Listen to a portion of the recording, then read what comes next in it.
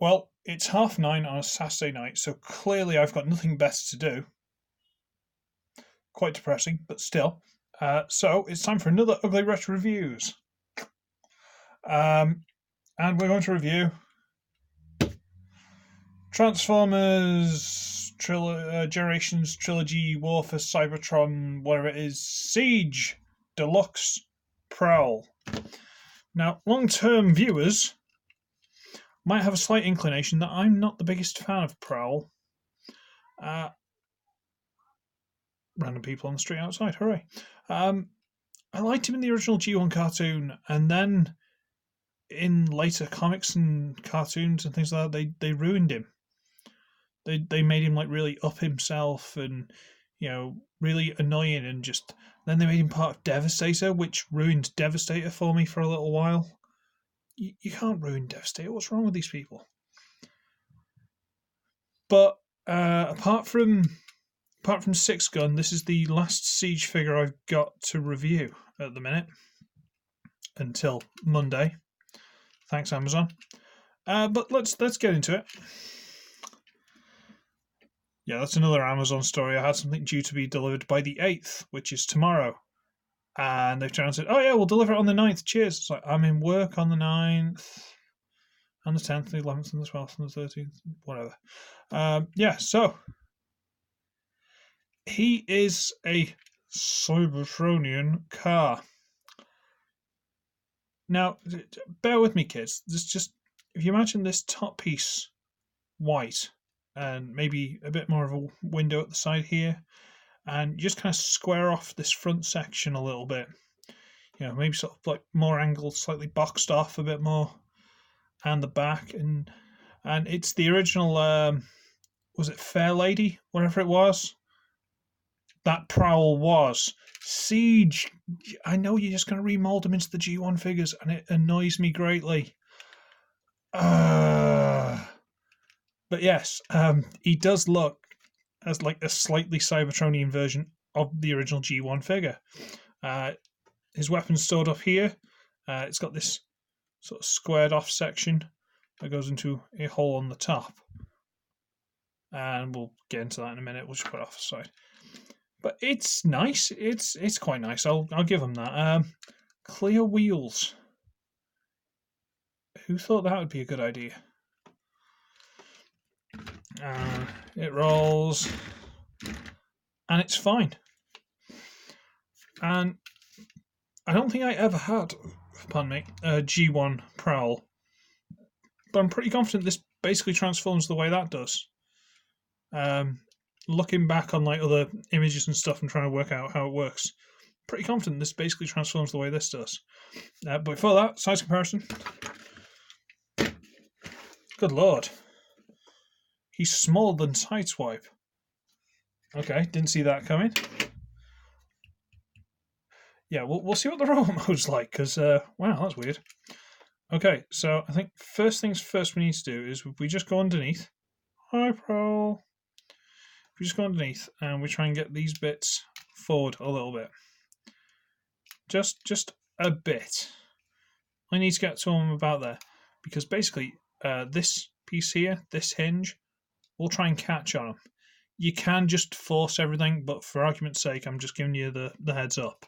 Then we need to get this door section, this really visible door section, with its fake Cybertronian writing. Yeah. And we're just going to pop this loose. I say pop it loose. There we go. It's got a big peg there, big peg here to go into a hole there, and hole there. Okay, so get that one loose. Get this one loose. And like I say, see how this hinge is now inboard of the rest of it? See how it's now inboard slightly? It would catch on this. Okay. Now I'm going to bring these all the way down. You could have done that to start with, but I didn't want to. And then on these big pins here, just bring them all the way out. Yeah. And now, this is where it gets a little bit funky. We can get this whole top section where I'm gripping it basically the size of the windscreen, and just wriggle it loose. And it's on a big double hinge. Just think, is this like flooding this out a little bit? It's on a big double hinge, and I'm not really sure why. I kind of do understand why they've done it, but I think they could have done a little bit of engineering to not need that, but whatever. And so we've got this. Now what we need to do, and you need to do this, is get this whole back section, including the wheel, all the way around, and dislodge it. It actually tabs in and fold it up. There's where are we? These big tabs sticking out.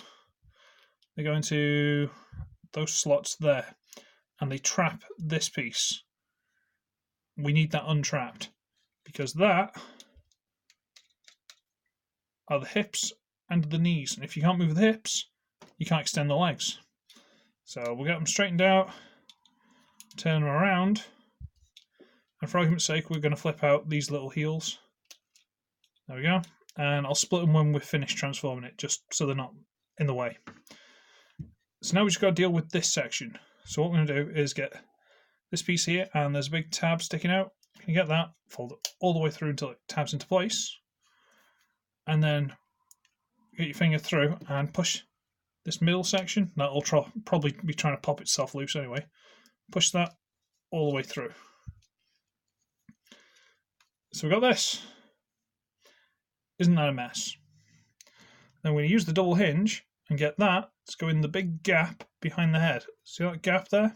We want this to go in there. But at the same time, you need to get that in there, but don't just shove this as flat as you can, because you want to get the head through the gap, and you do need to sort of fiddle with it a bit. So we're going to fold on these hinges here to get over the head, and like I say, you do kind of need to wriggle with it a little bit. Now it's in place, and there's a tab on the inside of this piece that goes into basically where the mushroom peg for the waist is. Okay, so we'll wriggle with this until it's into place, and it goes into place, and it is tabbed in. And then you rotate the shoulders and bring the arms down. Pretty sure these shoulder pads, which have got the hole, they're separate to the rest of the shoulder, so you can rotate them over if you want. Pretty sure the hole's supposed to be on top. And then you just bring them down, sorted, and we'll split the legs. And that is Prowl in robot mode. And I actually really like it. Believe it or not, I actually do. You can say, oh, well, Ugly's not really got much of a foot on him. Well, neither did the original toy, and I'm not convinced the cartoon did either, to be honest with you. I'm pretty sure it was always kind of like that. It's got all the clear on the legs, which wouldn't be as bad if they'd, say, painted this top piece like the original, you know, a bit more paint and stuff, so only like these pieces here would have been the rear screen. Whatever. The body's pretty much perfect. Can't say anything about that. So you've got tiny little yellow indicators in there, which I forgot to point out before. Can you even see those? Right there. You can see that one. Tiny little yellow indicators. Weird. And yeah, it's got an ankle tilt. Goes out to the, goes out on an angle, which is a bit weird, but fine. Knees are a little bit loose. I have tried tightening them. That one I think is tighter than, yeah, this one's quite loose. It's one of those things. He doesn't fall over. It just feels loose. Arm will do the 360 thing. Go out. It'll turn. It's got a bend. It's got wrist. It's fine. You got wrist. You got a ball joint in the hip. Well, no, universal. You got thigh swivel. And the head is on a ball joint, but it's kind of limited due to the collar around the head. But it's fine. Oh, and you can adjust the wings to your preference. There you go.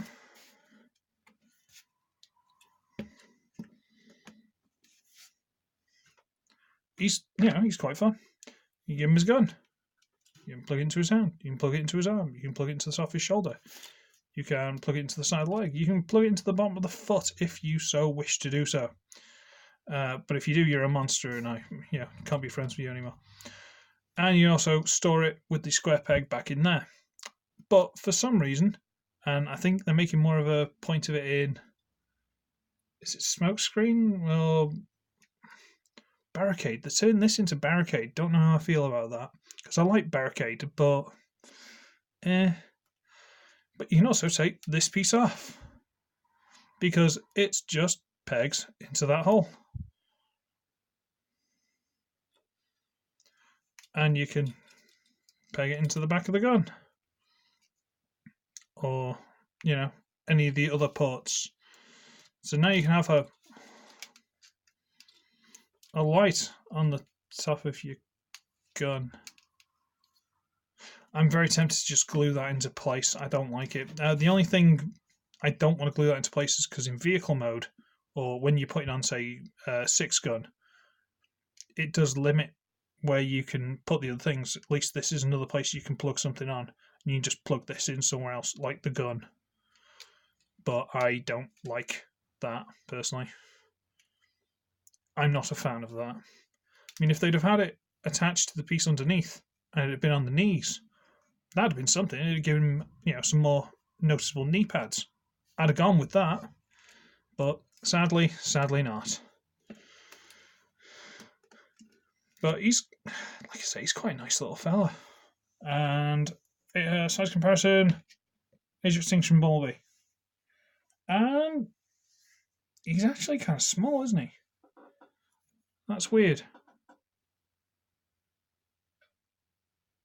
No, he's not. He's not. The head's roughly the same height. It's just because this has got the stocky shoulders and that, and he hasn't. He doesn't seem... That's what all the Siege guys are like. They look really small. They're not. It's like, if you actually put them there, I'd say Bumblebee's ever so slightly taller at the head. Ever so gently taller. But that's it. There's hardly anything in it. And just because this is a really complicated transformation, and this isn't, we shouldn't be punished for that. That's this, as I said, transforms, as far as I can tell, very similar to the original G1. Why is he getting punished for doing what we want him to do, basically? That transforms is an absolute nightmare. Trying to get some of the parts to line up. Ugh. This guy, alright, sometimes it can be a little bit fiddly, but he goes together fine. Especially if you remember to keep these shoulder pieces with the hole at the front, for the transformation. Make sure you keep them at the front. If you rotate them down like that, you're going to have problems, because then just sticking out the bottom of the car mode doesn't work. But no, he's actually quite fun. Maybe I should have held off and not got him and got Barricade when he comes out, but frankly, I was riding high on the back of Sideswipe and Cog and how much I loved those two guys. Still haven't reviewed Cog, have I? Yeah. That'd be like a 90-minute review, because I'd just be messing around, putting him in different combinations all the time. It's nah. That's why I haven't done it, if I'm honest with you. But no, I was riding high off the back of those guys, and I got him, and he doesn't quite stand up to their standards, but he's still good.